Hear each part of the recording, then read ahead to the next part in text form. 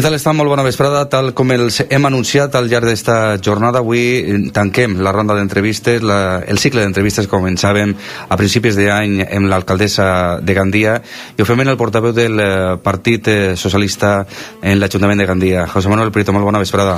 Molt bona vesprada. Què tal? Bé, pues gràcies per estar una altra vegada així amb nosaltres i donar-nos també l'opinió de la qüestió que ens ha portat a convocar-los, que és sobretot fer un resum, un balanç del que ha sigut 2017 i contar-nos un poc quins són els projectes que té en este cas el govern, el Partit Socialista, de cara a l'any que acabem d'estrenar fa unes setmanes. Bueno, jo crec que si haguérem de fer un relat, jo situaria el 2016 com l'any en el que vam eixir de l'emergència econòmica, però no de la situació de dificultat. Jo crec que ja està superada aquesta situació inicial de l'Ajuntament de Gandia. Jo recordo el primer mes d'agost que jo estava de guàrdia en l'Ajuntament de Gandia, el dia 1, vam tirar a enviar l'enviament postal i no podíem perquè no s'havia pagat a correus des de feia molts mesos. Avui això ja no passa. Els serveis elementals de Gandia estan satisfets, les factures van pagant-se i hem pagat cada mes que ha passat més d'1 milió d'euros a proveïdors que han anat a les butxaques dels gandians, i això sí que m'agradaria deixar-ho clar perquè són diners que han permès a les empreses contractar un treballador més, reinvertir en la ciutat o en definitiva ampliar els mitjans de què disposen per a poder fer la seva feina i anar generant oportunitats amb aquest repartiment de diners que hem fet. És cert que una part amb l'anticipament dels impostos de l'Estat i una altra amb l'esforç col·lectiu que també vam demanar per aquesta situació d'emergència. Superada la inestabilitat inicial, jo crec que ara el que cal és seguir per este camí del trellat, de l'ordre en els comptes municipals que hem anat aplicant des del primer minut, tenint clar que no podem tornar enrere en aquest camí, que no podem tornar a aquesta etapa on l'Ajuntament de Gandia nugava els gossos amb llonganisses i que ens ha deixat aquest fora de 380 milions d'euros que nosaltres trobarem en entrar. És cert que molta part del deute bancari de l'Ajuntament de Gandia, que és una pota important del que devíem quan vam entrar, està reordenat, però que cal anar pagant-lo en els anys successius, però el deute comercial hem anat saldant-lo i avui podem parlar de més de 40 milions d'euros satisfets de deute comercial, que era un forat important que teníem. José Manuel, deu de ser poc dur el tindre que governar i no poder fer més allà del que marca un pla d'ajust. I sobretot assumir responsabilitats que no són nostres, i això m'agradaria que també quedarà clar. Nosaltres hem anat assumint des del primer dia sense que ens pesara, perquè no ha sigut pla de gust, però tampoc ens hem queixat per això. Responsabilitats que no eren nostres. Jo he de dir que nosaltres entrem nous al govern municipal, pensàvem que la situació era difícil, vam accedir i vam veure que era molt més difícil del que pensàvem i que calia aplicar solucions que el govern anterior no havia volgut aplicar perquè no eren fàcils. La primera, l'esforç col·lectiu, i això passava per demanar-los als gandians un esforç en una pujada d'impostos en un moment social molt complicat, el que agravava tal vegada la situació de moltes famílies. I segon, garantir que aquest esforç col·lectiu no deixara ningú enrere, que l'oportunitat que els gandians podien tindre no se veguera malmesa perquè havien de fer un esforç per a que el seu ajuntament estiguera en unes condicions millors. Jo crec que en un any i mig que duem en el govern pràcticament ja podem fer un exercici de perspectiva i situar aquelles dificultats d'emergència com un camí que no hem d'oblidar, però que tampoc, com deia abans, podem tornar a passar, perquè sí que és cert que a nosaltres ens agrada traçar un model de ciutat. Crec que és l'etapa que hem d'obrir ara. Jo sempre dic que superada l'emergència i encara amb el malalt greu, el que hem de fer és garantir que Gandia obriga a la millor etapa probablement de la seva història recent, i això passa per deixar que les coses bones passen en Gandia, que vinguen empreses, que invertisquen, que vegin que som una ciutat sense massa polèmiques, amb ganes d'aprofitar tot el talent que tenim, tot el trellat de la bona gent de Gandia, i en definitiva aquesta és l'etapa que cal obrir ara. El pla d'ajust està marcant també la vida de Gandia i també del que serà el nou pressupost d'enguany. Sí, tenim pla d'ajust fins al 2032, això són diverses legislatures i diversos pressupostos municipals, amb la contenció de la despesa i amb la limitació que això suposa en tots els capítols. Per exemple, en el capítol de personal, el primer any de retallada va ser del 5%, mantenim aquest 5% menys en els successius exercicis i amb una restricció de les inversions que anem suplint cridant a les portes d'altres administracions, sobretot perquè tenim a una Generalitat Valenciana i a una Diputació de València que han entès molt bé la situació de dificultat extrema que encara té l'Ajuntament de Gandia, ja no aquella emergència, però sí aquesta dificultat extrema que encara tenim, que no hem eixit de la unitat de cures intensives i que per això necessitem que se'ns tracte com una ciutat on es pot invertir i on es vol invertir, i ja hi anem a quadrar els pressupostos municipals del 2017 amb la certesa que tenim aquest pla d'ajust, amb les restriccions del Ministeri d'Hisenda, però sabent també que tots els informes de seguiment de pla d'ajust que han anat passant i d'execució del pressupost, dels que anem donant compte en els successius plenaris, demostren dues coses. coses, que seguim complint l'estabilitat pressupostària, ja no n'hi ha inestabilitat pressupostària, almenys la que vam trobar en encetar l'etapa de govern, i la regla de despesa que se'ns marca en aquest pla d'ajust. José Manuel, vostè és responsable d'administració i de modernització. Ara parlarem un poquet dels plans que té vostè en el seu departament, però sí que vull ficar sobre la taula que el govern ha estat acusat en reiterades ocasions d'opacitat i de no facilitar al Partit Popular documentació que els ha requerit. És la mateixa queixa que vostès feien quan no eren govern? Hi ha una diferència, i és que a mi no m'haguera costat, si haguera anticipat la pregunta, podria haver portat el totxo de documentació que s'ha cedit al Partit Popular, d'expedients que anem cedint. Jo, soc el que dona accés a les peticions del grup municipal popular, i pràcticament per setmana hi ha unes 4 o 5 peticions d'aquest grup municipal que van sent ateses. I la diferència fonamental, que abans nosaltres havíem d'anar a la justícia per a que per sentència un jutge ens deixara accedir als expedients municipals, en arreglo als nostres drets fonamentals com a representants públics en aquell moment, i avui ja no hi ha sentències ni hi ha polèmiques pel dret a la informació, sinó senzillament una sol·licitud d'un grup polític que és, i això vull deixar-ho clar, permanentment atesa pel govern del que jo forme part, perquè sóc el responsable de donar accés. Li dic una última qüestió. Ahir per la vesprada, ahir dimarts, en el debat que fem en la ventana, el representant del grup popular, Vicent Gregori, es queixava de que no se'ls havia proporcionat ni tan sols un abans del esborrany del pressupost, i sí que el tenia Ciudadanos. Anem a veure, Ciudadanos sap vostè que sempre l'hem trobat en el camí del trellat i de les solucions i la viabilitat de l'Ajuntament de Gandia. No així al Partit Popular, però és que encara no estem en aquesta fase. Ara ve l'etapa de poder consensuar els aspectes que hi hagi que consensuar o que polir o que debatre i determinar en els òrgans on toque, per exemple en la Comissió d'Economia i d'Hisenda. Ara ve aquesta etapa i jo faré... nosaltres farem com l'any passat, totes les comissions d'Economia i d'Hisenda que calga per a poder trobar el PP en el camí del consens. Malauradament no el veiem ahir. A mi m'agradaria que el senyor Gregori, quan fa aquestes insinuacions, parlara també de tots els expedients als que se'ls dona accés o de les oportunitats de diàleg i de consens que ha tingut amb la mà estesa d'este govern municipal i que no han estat ateses pel seu grup municipal, perquè ells estan a altres coses, polèmiques, mentides, rumors, correveidiles per veure si alguna mentida 1000 voltes repetida es converteix en veritat, però la ciutat ja no vol polèmiques, la ciutat no vol entrar en aquella etapa de crispació que sembla superada. Nosaltres estem al que estem, que és a treballar, i si volen treballar, ahí tenen la mà estesa, però si no, que deixen treballar almenys. No obstant, José Manuel, al senyor Ciro Palmer no l'han trobat massa content amb el govern i en particular amb el Partit Socialista. Bueno, el senyor Palmer representa un grup polític que té el dret legítim i tot el dret del món a expressar les opinions polítiques en base al seu criteri, al seu eix programàtic, a les seues propostes que presentaren a les eleccions i a quina forma veuen o de quina forma entenen la ciutat a la que també representen. Aquest objectiu per al senyor Palmer és absolutament legítim i té tot el dret del món, sols faltava a expressar les seues opinions i a que les opinions d'un grup polític que representa molts ciutadans de Gandia siguin ateses, com així ho són moltes voltes pel govern municipal.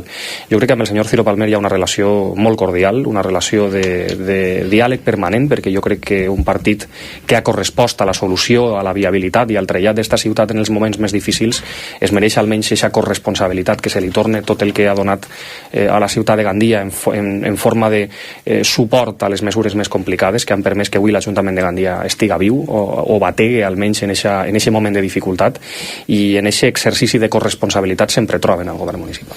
Senyor Prieto, com acabarà la denúncia del Partit Popular, la querella que presenta contra l'alcaldessa per la qüestió dels despatxos de l'inici de legislatura?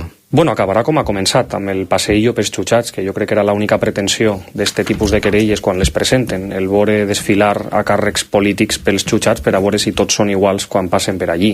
Però jo he de dir que aquestes qüestions, aquestes querelles que estan presentades en un moment molt concret, la de l'alcaldessa de Gandia en el moment entre la investidura i la presa de possessió del nou govern en les dependències municipals, és una querella per intentar ficar ordre en el desordre que va ser la investidura, on no ens ho van ficar gens fàcil i on hi havia una qüestió de seguretat elemental de molts expedients que podien córrer perill, perquè hi havia gent vinculada al grup municipal popular que no era ni siquiera empleat públic de l'Ajuntament de Gandia, que intentava accedir a les seues dependències a altes hores de la matinada. Què feien allí? Aquesta és la gran pregunta. I la situació d'intentar ficar ordre resulta que acaba amb els que en aquell moment ficant desordre fiquen una querella que jo crec que és purament instrumental. Així que entenc que acabarà com ha començat, amb el passeillo, que era l'única pretensió. Parlem d'un altre cas. L'Ajuntament es va presentar en el seu dia com a acusació particular en el cas Púnica, i tras els últims informes que va presentar la UCO sobre el president del Partit Popular i portaveu del PP a l'Ajuntament de Gandia, Víctor Soler, l'Ajuntament ha demanat que el jutge l'investigue. Bueno, nosaltres ens mantenim en l'objectiu inicial quan ens vàrem personar en aquell cas o en aquella part que afectava a la ciutat de Gandia, per saber si hi havia hagut un prejudici amb els diners de tots els ciutadans, si s'havia comès un prejudici als comptes municipals, a les arques públiques, utilitzant els diners dels ciutadans en benefici d'algú. I això és el que volíem saber, el que seguim volent saber, demanant si hi ha hagut algun prejudici i de quina manera l'Ajuntament, com sempre fa, pot posar-se a disposició de la justícia per col·laborar en esclarir totes aquestes qüestions. Esta no és distinta. Parlem d'averiguar si hi ha hagut un prejudici als ciutadans amb fons públics, si, com diu l'informe de la UCO, de la Guàrdia Civil, ha hagut alguns fons públics que han anat destinats a beneficiar al grup municipal del Partit Popular, i no parlem d'una dinàmica distinta a la que van ser els últims 4 anys del Partit Popular. Eixe autobombo amb diners públics, eixes sospites de que alguna cosa passava en l'Ajuntament de Gandia i que van ser despejades quan uns dies abans de la investidura la Guàrdia Civil va demanar una sèrie de documentació en les mateixes dependències municipals. Nosaltres en accedir vam proporcionar una que no se n'havia proporcionat inicialment i vam fer aquesta personació. José Manuel, parlem ara del seu departament, si li sembla bé. Administració i modernització. Conta'm un poc els plans que té per enguany i allò més immediat. Bueno, el més immediat ho vam anunciar fa 2 dies en aquesta Junta de Govern local, que era el reglament de l'accés públic a internet a través de wifi, considerant internet com un dret ciutadà més en estos temps, per a eliminar aquesta escletxa digital que ens pot fer desiguals per un element que tenim molt inserit a les nostres vides des de fa molt de temps, que són les tecnologies de la informació. Considerant internet no com un element de luxe, sinó com un element amb una certa dignitat, perquè no podem fer competència als operadors privats, però sí posar-lo a l'abast dels ciutadans, millorant i ampliant la xarxa que tenim en els centres i dependències públiques, per a que puguen fer 2 coses, l'accés a la informació, a qualsevol tipus d'informació, i també els tràmits administratius, sabent que des de fa uns mesos estem aplicant a les administracions públiques una llei, la llei 39 del 2015, que ens obliga pràcticament a que enguany la majoria de tràmits siguen en la major part digitals. Això no pot provocar una bretxa entre els ciutadans i vam pensar que una bona manera d'evitar-ho o de contribuir a que el ciutadà tingués accés era una inversió de la Diputació de València amb fons íntegres de la Diputació, més de 28.000 euros per a aquesta xarxa que esperem que en poc més d'un mes estiga en marxa una vegada s'ha aprovat el reglament.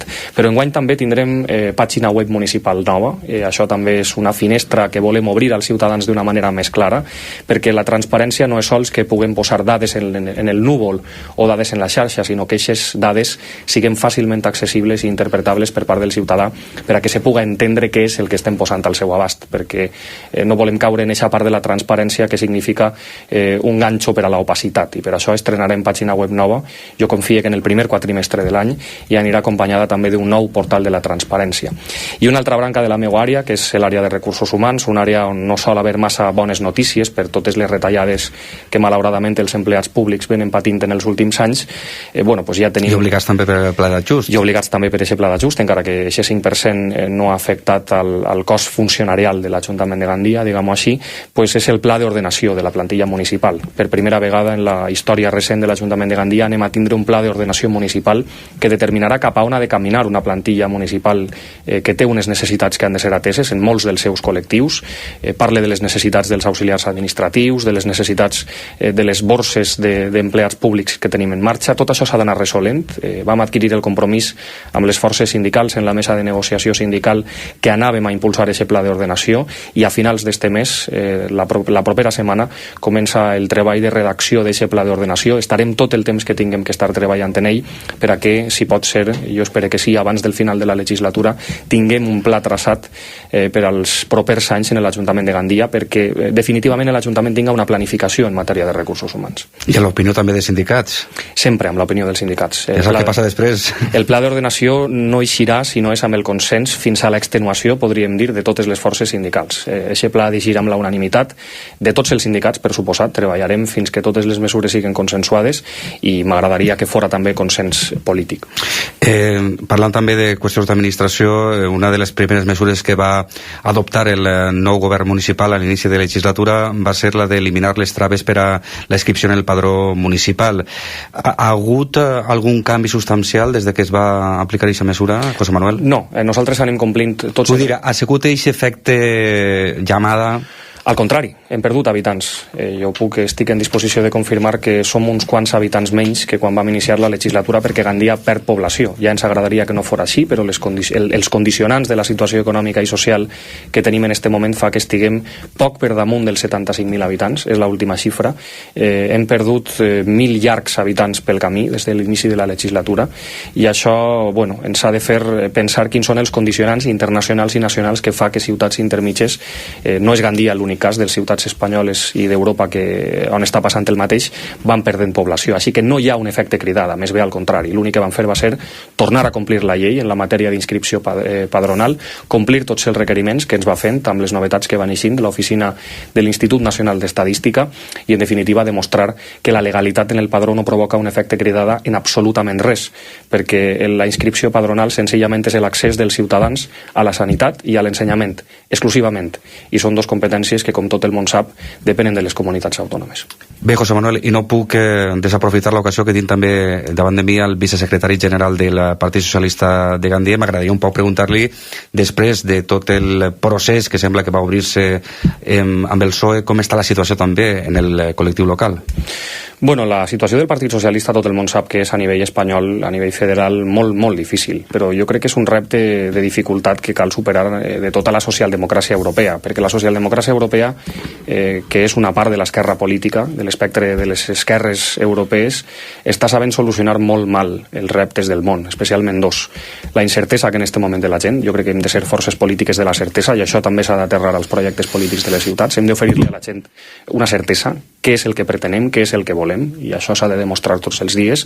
I després els reptes de la globalització econòmica, que està deixant a molta gent abandonada a la seva sort i que està empobrint a les classes mitjanes, que ja són pobres fins i tot amb el cobrament d'una nòmina a final de mes. Ja hi ha pobresa amb nòmina.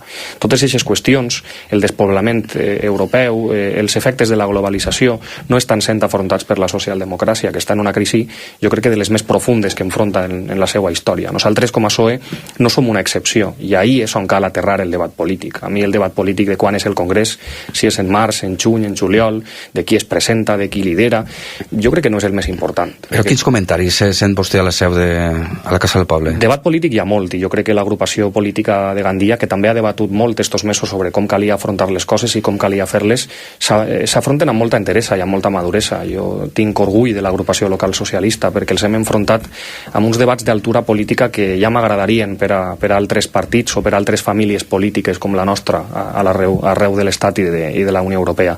Però no anem a trobar la solució a nivell local i no anem a encertar si tornem a enfocar els debats com estos, que són bons si s'afronten bé, d'una manera equivocada, pensant que l'important és el calendari del Congrés o que el que importa als ciutadans són els problemes del PSOE com a partit. No. Encertarem si pensem que els problemes del Partit Socialista són els problemes de la gent, els problemes que afronta una societat que té molts reptes i que està davant del seu moment d'incertesa global màxim, i ho dic a uns dies de la presa de possessió d'un president esperpèntic en la primera potència mundial del món. I això ens ha de fer pensar quin és el camí de la solució. Jo crec que l'agrupació de Gandia en aquest sentit ha donat un exemple. En què d'inicia l'última frase que diu vostè, encertarem si el Partit Socialista encerta també en els problemes que té la gent. José Manuel Prieto, que ha estat com sempre un plaer tindre-lo així. L'esperem d'així uns mesos, el convocarem també per a que ens conti les últimes novetats des del punt de vista socialista en l'Ajuntament de Gandia. Moltíssimes gràcies. Estaré encantat de tornar. Gràcies a vosaltres.